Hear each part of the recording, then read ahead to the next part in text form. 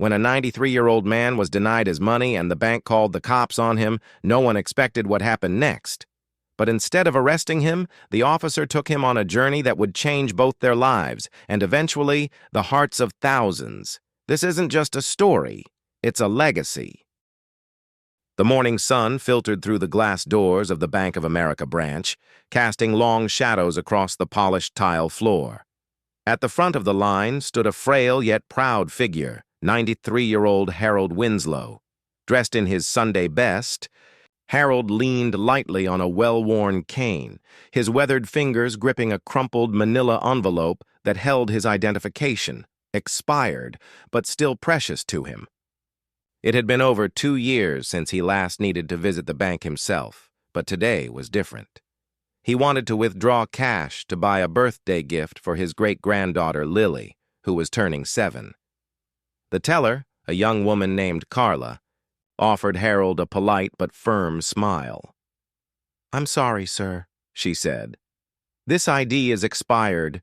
We can't process the withdrawal without a valid one." Harold's eyes narrowed slightly. "Miss, I've banked here for over 40 years. You know who I am." Carla, shifting uncomfortably, glanced toward her manager. Protocol had changed. Without hesitation, the manager instructed her to call the police to handle the situation. Harold, confused and slightly offended, didn't resist. He simply nodded, stepped aside from the line, and waited patiently as the bank called for law enforcement. Officer Robert Josette wasn't new to community calls, but this one piqued his curiosity. A 93-year-old man causing a disturbance at the bank? It didn't quite add up. When he arrived at the scene, the first thing he noticed was Harold's calm demeanor. No shouting, no fuss, just a tired man waiting quietly with dignity. The bank manager explained the situation, emphasizing policy and regulations, but Josette's attention was on Harold. There was something about the old man that reminded him of his late grandfather. Josette crouched down beside Harold. "Sir, I'm Officer Josette. Mind telling me what's going on?" Harold explained his intention, a simple withdrawal for a heartfelt gift. Josette nodded, already forming a plan. He stood, turning to the bank staff. "You're right to follow protocol," he said, "but I'll take it from here." Josette helped Harold to his feet and guided him toward the patrol car. "Let's get that ID renewed," he said with a smile. Harold blinked in surprise, then chuckled. "Well, aren't you full of good ideas, officer?" The drive to the DMV was quiet at first. Harold gazed out the window as the city buzzed around him. Robert eventually broke the silence. "So, Mr. Winslow, what kind of gift are you getting for Lily?" The old man's eyes lit up. "A dollhouse. She's been talking about it for months." Robert smiled, touched by the simplicity of the mission. "That's a lucky little girl." At the DMV, the usual chaos of long lines and bored clerks awaited them. But Josette had a way with people, and his badge didn't hurt either. Within 20 minutes, Harold's paperwork was filed, and his new ID was being processed. As they waited, Harold shared bits of his life, stories of World War II, of raising a family, of losing his wife 3 winters ago. Josette listened, truly listened. Something Harold hadn't experienced in years. "You remind me of my James," Harold said softly. "He always listened too." As the two men sat waiting for Harold's new ID, the sterile atmosphere of the DMV slowly faded into the background.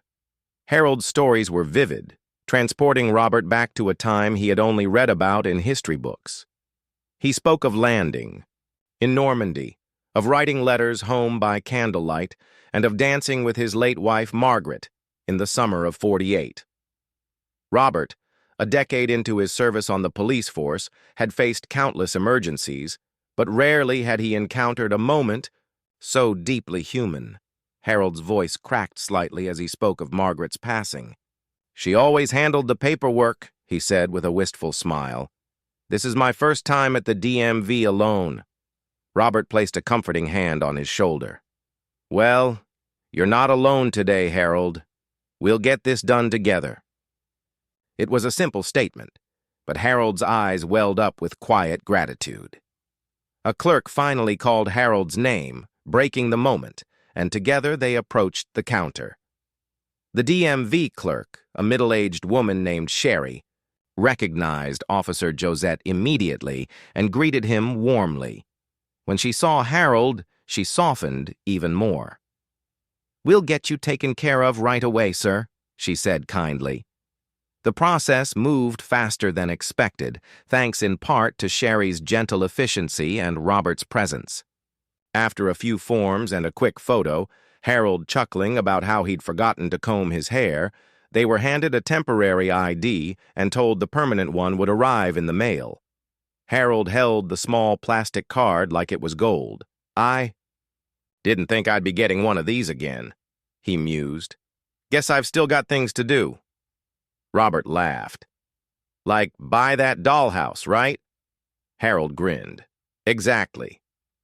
The two men made their way back to the cruiser, the sun now higher in the sky. It was just a piece of plastic, but to Harold, it was proof that he still belonged, still mattered. And to Robert, it was the beginning of something far more meaningful than just another call on duty. When they pulled back into the bank's parking lot, Harold sat still for a moment, holding the new ID in his hand. "I hope they let me in this time," he said, half joking. Robert smiled. "I'll make sure of it." They walked in together, the same staff now watching curiously. Carla, the teller from earlier, looked up and blinked in surprise. "You're back," she said. "And you got your ID renewed?" Harold nodded, handing it over proudly. Carla examined it and nodded with a small smile. "Looks like everything's in order now, Mr. Winslow. How much would you like to withdraw?" "Today?" As Harold conducted his transaction, Robert stood back, watching the moment unfold with quiet satisfaction. It wasn't just about the money. It was about dignity, independence, and kindness. Harold walked away from the counter with a thick envelope of cash in his pocket and a twinkle in his eye. "Well, Officer Josette," he said, "looks like I owe you lunch." Rosie's Diner was a throwback from another era. Red vinyl booths, a jukebox in the corner, and waitresses who called everyone on. Robert had driven past it 100 times, but never stepped in. Harold, however, walked through the door like he owned the place. "Rosie's hasn't changed in 40 years, he said with a fond smile. "Best patty melt this side of the Mississippi." They took a booth by the window. The waitress, a woman in her 60s with a teased-up hairdo, recognized Harold instantly. "Well, if it isn't Harold Winslow, thought you'd gone and turned into a ghost." Harold chuckled. "Still kicking, Millie. And this here is Officer Josette. He's the reason I'm not still stuck at the bank." Millie patted Robert's arm. "Then your lunch is on the house today, sweetheart." The two men ordered coffee and sandwiches, and as they ate, Robert felt the weight of his usual workday lift. Here, in this dusty old diner with a man 5 times his age, he felt more connected than he had in months. As they wrapped up lunch, Harold wiped his mouth with a napkin and looked Robert in the eye. "You know, this world moves too fast. People forget how to slow down and listen. But you did. That means something." Robert, touched by the compliment, gave a modest shrug. "Sometimes the right thing isn't in the rule book," he said. "Sometimes it's just human." Before they left, Harold reached into his pocket and pulled out a worn photograph. It was a black and white image of him and Margaret on their wedding day. "Lily never got to meet her," he said quietly. "But I tell her stories. Maybe someday I'll show her this photo, when she's old enough to understand." Robert took the picture gently, studying it. "You should write all this down," he said. "Your life, it matters." Harold smiled. "Only if you promise to read it." They shook hands, and in that moment, something unspoken passed between them. Respect, warmth, and perhaps the beginning of an unlikely friendship. Later that afternoon, Robert returned to the police station. The shift was winding down and officers were beginning to swap stories over coffee. When Robert told them about Harold, most raised their eyebrows. "You took him to the DMV?" one said. "That's not exactly standard procedure." Robert just smiled. "No, but it was the right thing to do." His captain, a gruff man known more for barking orders than giving praise, overheard the conversation. "Josette," he said, "come into my office." Robert braced himself, but to his surprise, the captain didn't reprimand him. Instead, he nodded slowly. "What you did, helping that man, it reflects well on this department. You went beyond the call. That's good policing." Robert left the office with a sense of pride he hadn't felt in a while. He wasn't sure where this day would lead, but he knew one thing for certain. Harold Winslow had changed his perspective, and maybe even his path. The following morning, Robert's thoughts kept drifting back to Harold and his mission. He found himself browsing online listings during his coffee break, searching for dollhouses. Not just any dollhouse, but something special. Something a great-granddaughter would never forget. He found a local shop that specialized in handmade wooden toys and made a mental note. On impulse, he gave Harold a call. "Hey, I found a place that might have what you're looking for. Want to check it out together?" Harold didn't hesitate. "You read my mind." A couple hours later, they stood outside Timber Treasures, a quaint little toy store tucked between a bakery and a hardware shop. Inside, the scent of pine and varnish filled the air. The walls were lined with doll houses of every shape and size, each a miniature masterpiece. Harold was like a kid in a candy store. "That one," he said, pointing to a Victorian-style house with pink shutters and tiny flower boxes. "It looks just like the one Margaret always wanted." Robert smiled. "Then it's the one." The store's owner, an elderly woman named Denise, listened to Harold's story with a hand over her heart. "This one's been waiting for the right home," she said softly. "I'll give you the special price." Harold reached into his coat pocket, counting the bills with care. Robert helped him carry the large box out to the cruiser. "We'll deliver it together," Robert said. "Make it a surprise for Lily." Harold beamed. "She lives with my granddaughter just across town. You're sure you don't mind?" Robert shook his head. "Not at all." As they drove to the neighborhood, Harold grew quiet. "You know," he said, "this might be the last big thing I get to do for her. I want it to count." Robert glanced over. "Trust me, it already does." When they arrived, Lily's eyes lit up at the sight of the box.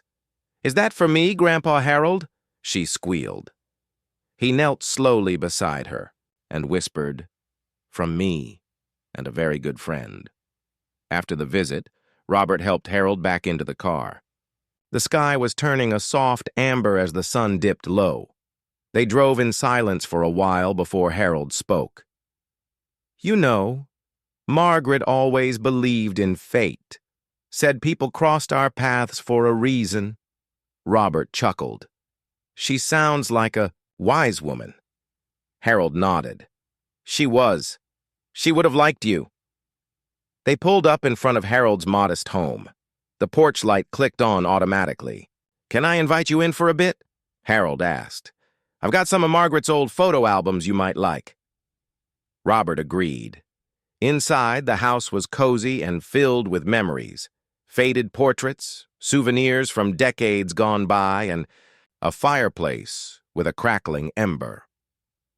As Harold flipped through a dusty album, pointing out faces and names, Robert realized how much life this man had lived, and how little of it had been seen by the world.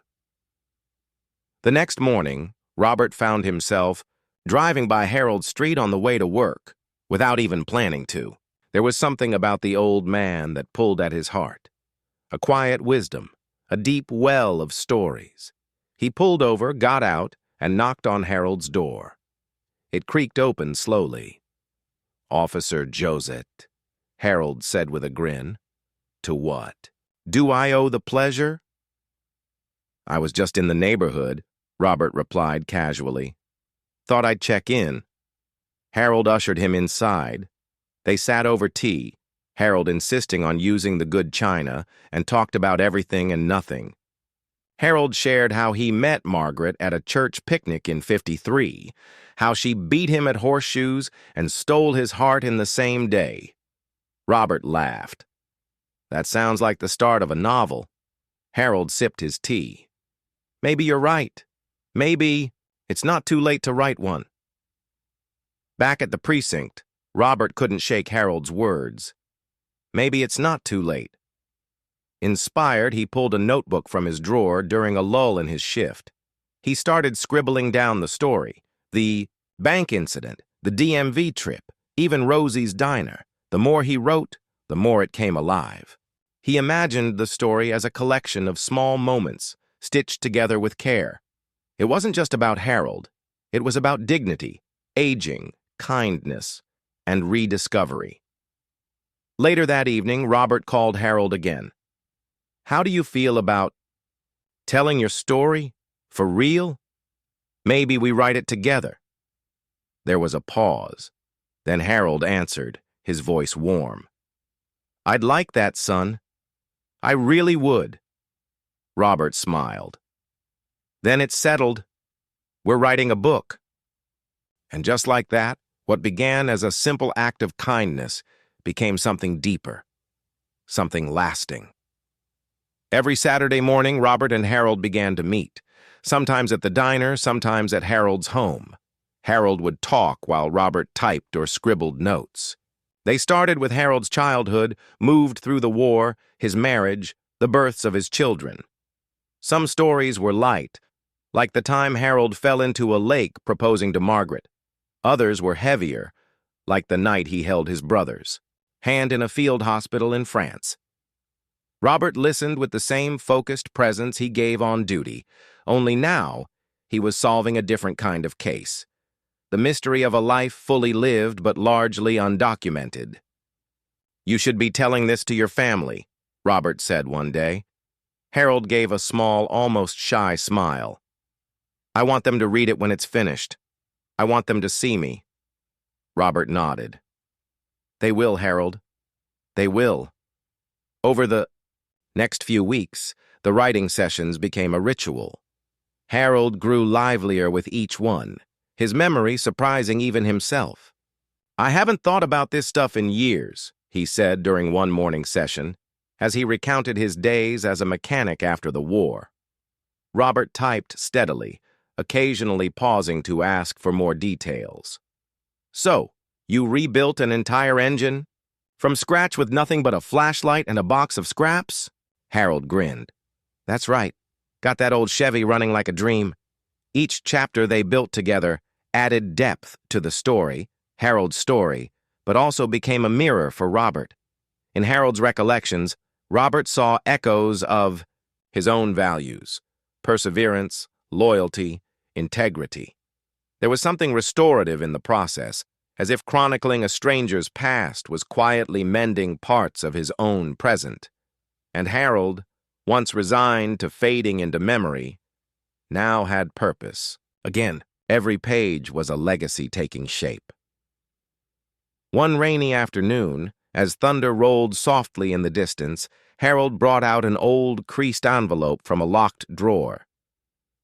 I never sent this, he said. Wrote it the day Margaret died. He handed it to Robert, who unfolded the delicate paper. The handwriting was shaky but heartfelt.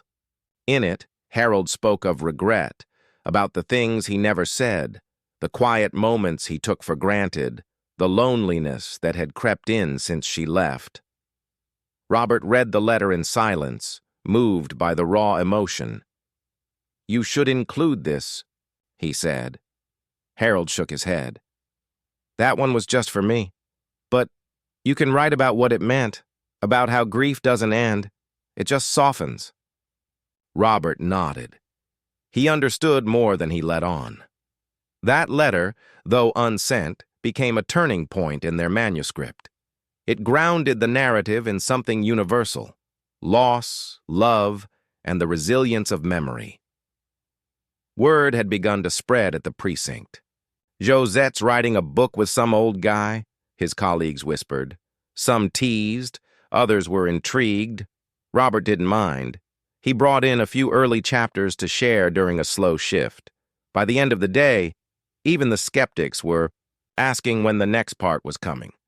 "This stuff's better than half the junk on TV," one officer said. "It's real." Even the captain stopped by Robert's desk. "Never figured you for a writer," he said.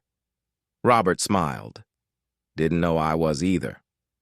That night, Robert added a new section to the manuscript, his own reflections, not just as a witness to Harold's life, but as someone transformed by it. The book was no longer just a biography. It was becoming a conversation between two men from different generations, finding common ground in unexpected ways. One Saturday, instead of their usual writing session, Harold opened his door to a surprise: Lily, her curly hair bouncing as she ran up the porch steps, followed by her mother, Grace. "Grandpa said you've been helping him write a book," Grace said to Robert, offering a warm smile. "He hasn't stopped talking about it."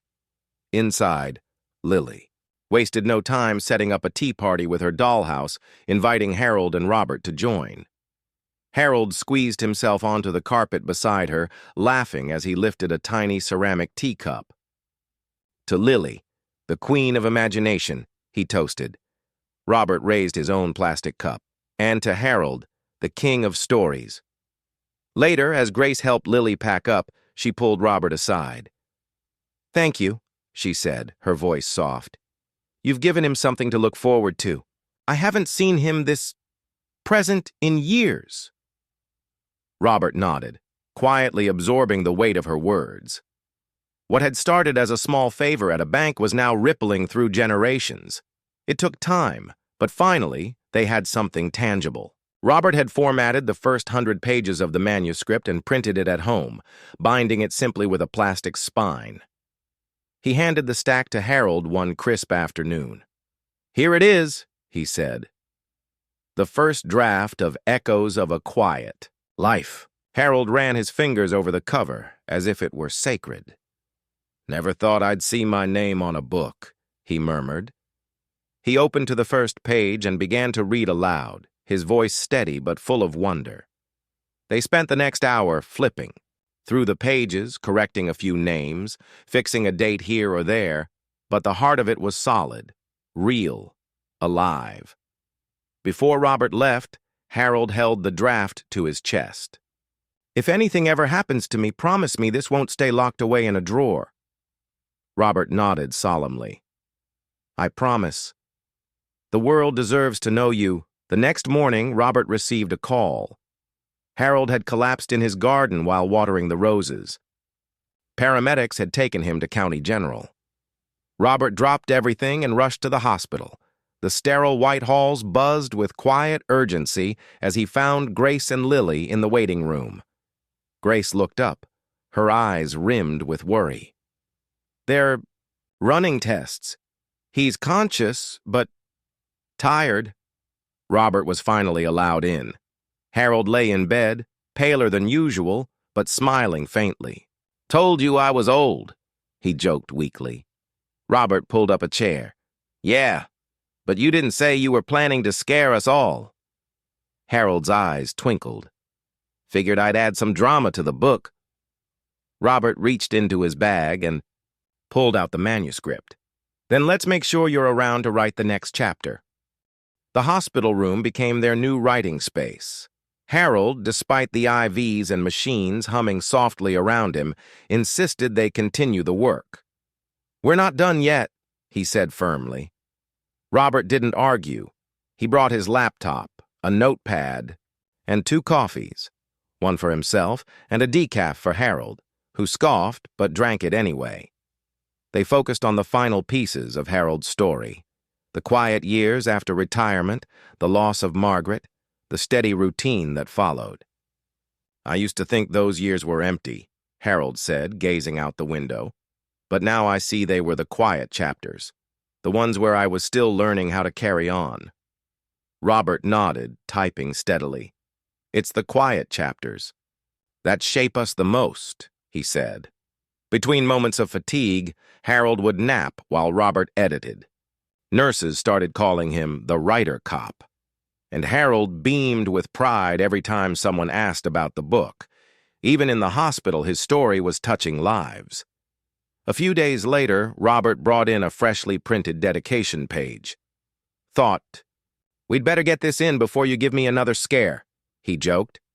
Harold chuckled, motioning for his glasses. He read it slowly. For Harold Winslow, who reminded me that a quiet life can still echo loudly. Your story matters. And now, the world will know it. Officer Robert Josette Harold's hands trembled slightly as he held the paper. That means more to me than you know, he said.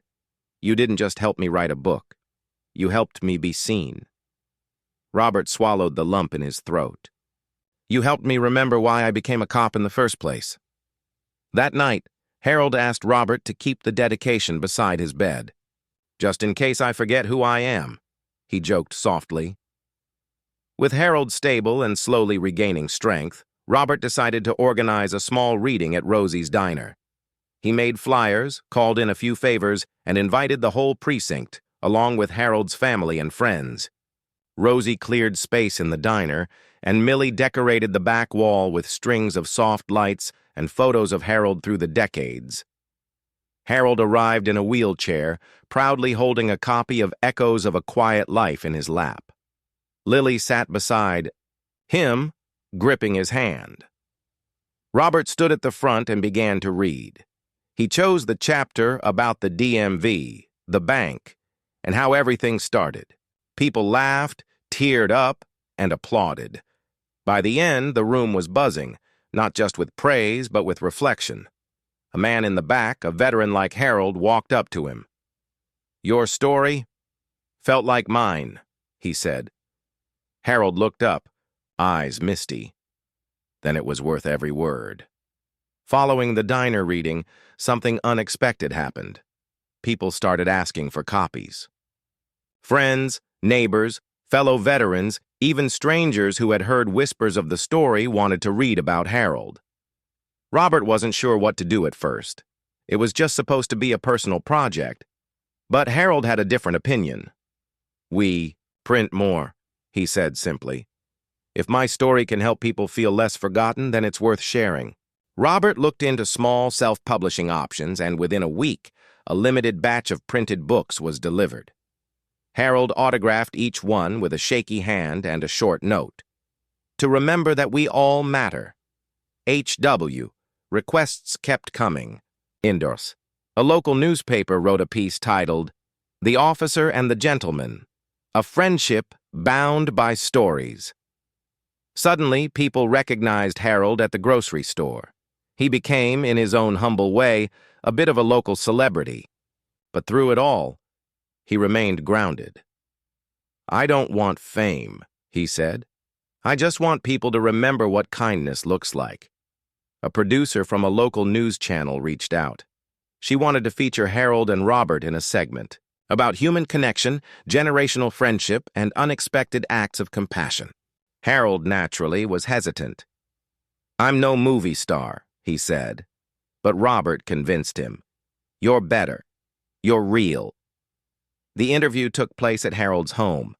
The camera crew set up in his living room, surrounded by photographs, war medals, and the manuscript on the coffee table. They asked questions about the bank incident, about the DMV trip, about the dollhouse and Lily.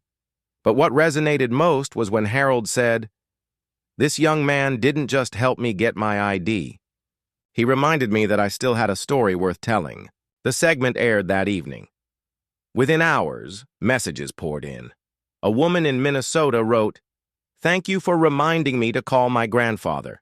A teacher in Oregon asked to use the story in a classroom discussion on empathy. Harold watched. It all unfold in wonder. Imagine that, he whispered. All this from a trip to the bank. Harold's mailbox started to fill with letters. handwritten notes from people across the country. Veterans shared their memories. Widows talked about long-lost love. Grandchildren thanked him for inspiring them to ask their grandparents more questions. Every letter was a thread connecting Harold to a broader tapestry of humanity. One in particular stood out. It was from a teenager in Chicago who had lost his grandfather the previous year. "Reading your story made me cry," it read, "but it also made me feel like I still have something to hold on to." Harold pressed the letter to his chest. "This," he said, "is what it's all about." He kept every letter in a shoebox labeled Echoes. Robert helped him reply to a few, but Harold insisted on writing most himself. "They reached out because they needed to be heard," he said. "The least I can do is listen." That night, Robert stayed a little longer than usual. As he prepared to leave, Harold looked at him and said, "We started out writing my story, but I think we've begun writing something much bigger." Winter arrived gently that year, frosting Harold's front yard with thin layers of silver. Robert still visited every week, sometimes more. They had nearly completed the book, just a few small edits remained. But Harold had grown slower, more tired, his voice thinner, his gaze lingering longer on things unsaid. One snowy afternoon, Harold handed Robert a sealed envelope. "It's the last page," he said. "Not one you'll find on your computer." Robert hesitated, but Harold gave him a look, the kind that came from a man who had made peace with time. "Open it when you're ready." That night, Robert opened the envelope alone. Inside was a handwritten note. "Thank you for giving an old man a second chance at being remembered. My story might end, but the echoes live on. In you, in Lily, in everyone who reads this. Keep writing, keep listening, and above all, keep being kind." Harold Robert closed his eyes, letting the silence speak for him. A week later, Harold passed, quietly in his sleep. Grace called Robert just after sunrise. He drove straight over, not as an officer, not as an author, but as a friend.